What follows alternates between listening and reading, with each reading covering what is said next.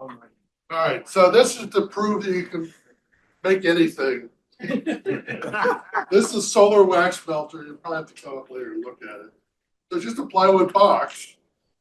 It does show what the heat does to expanded polystyrene. You can see that's all kind of melted. And one of the tricks was. Want to try to spin the whole table. Yeah. Oh, yeah. I That don't think it's the best. I already made it back. Yeah. So I bought these silicone pie things. They really help get the wax out. They're pretty expensive. That's where the wax goes into. I was had trouble getting out of old metal pans. So the only thing missing here, of course, is a sheet of glass. I didn't want to bring it in broken glass.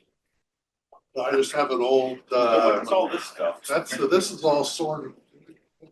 The propolis? We want it. This is all old comb. Old comb. Oh. This is all the cocoons. If you have old comb, you start thinking, wow, it didn't really melt very well. Well, it's because it's the cocoons. There's hardly any wax in it. So I put that in the trash. You can see the wires from the old combination. You can also use that old comb for your smoker. Yeah, to start your smoker with. Yeah. Help start. I had a roll of coffee filter paper, and it goes through coffee filters. Okay, which so you can, it's just box. I was intrigued by it's all eaten out underneath. Some critters have been eating the bottom of the box. Trying to get to. But it still works. And then I had a couple other quick things. So I'm terrible at this, but when you're working your hive and you know you have bird comb on your frames and you scrape your frames or clear your frames, it's a good idea not to throw it on the ground. Is to have like a coffee can and add it to the coffee can, and then over time, maybe you'll have enough to put in something like this or a smaller version of this, and then you can get your own beeswax, which is all. So Your apiary clean. keep your apiary clean, correct, nice and tidy, and don't throw like wax on the ground. So this is my example of the entrance reducer. I stapled on some 1/4-inch hardware cloth on it and nipped out little bits so they can get in and out easier. Have notches at the top and bottom, so if there is a row of dead bees, they can maybe stick it out through here.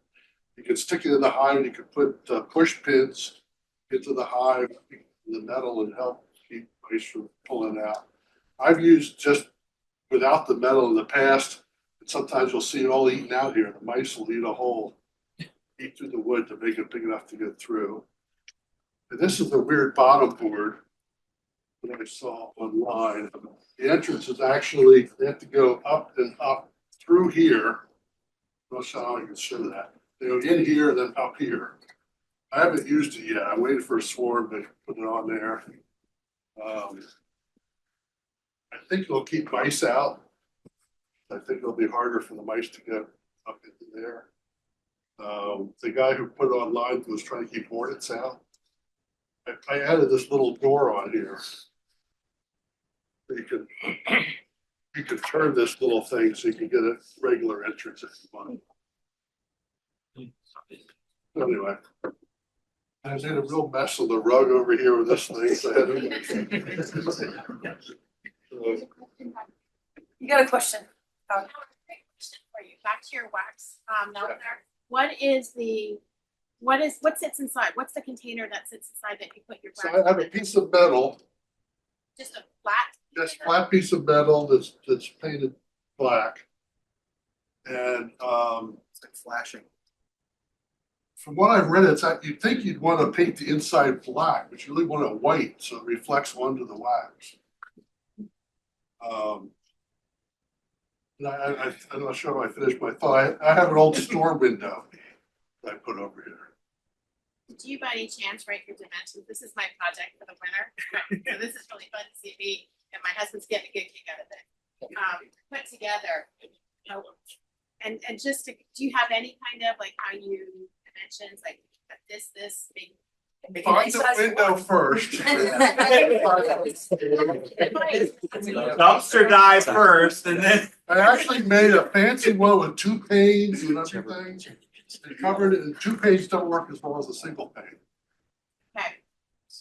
Yeah, As a side note, I built one using the totes, you know, the black totes that have the yellow plastic top. I used a turkey pan, an aluminum turkey pan, kind of tilted up, and a dumpster dived a piece of glass on top of it, and it seems to work really well. It doesn't have to be fancy by any means. I like that, I don't have to measure it. I have a question in the back. Yeah.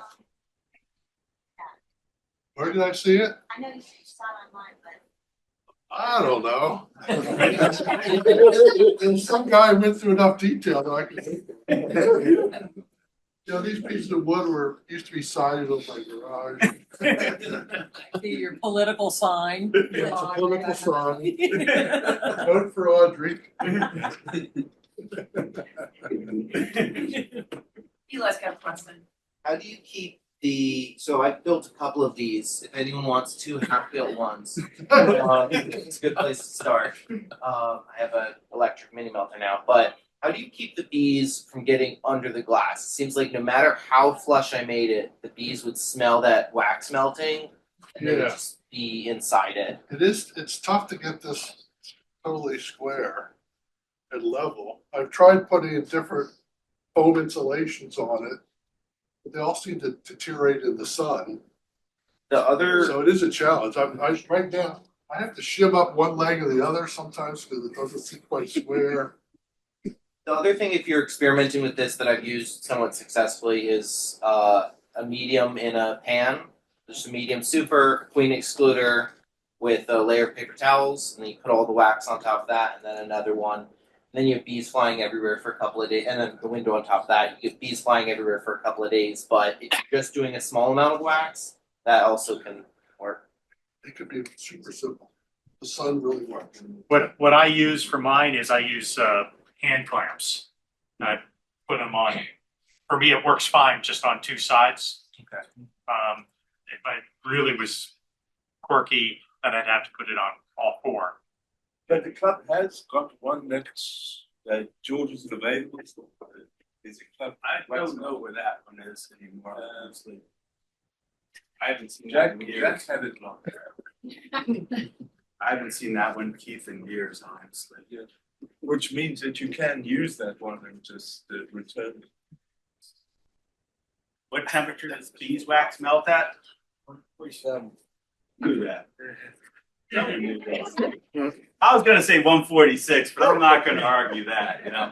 The other thing you tell, a lot of people process their beeswax using boiling water and hot water, and they overheat it on it. They heat it higher than 147 or 146. And what happens to wax when you overheat it? It gets darker, right? So beeswax should be bright canary yellow color. So when you use a solar wax melter, and when you can control that temperature to be around 145 to 150 degrees, the wax you get out of that is bright yellow. If you're boiling it and processing it that way, it's going to turn brown. Not that it makes it bad, but that's why some beeswax should not be dark brown or tan. It should be bright yellow. If you see it darker, it means it's been overheated during the process.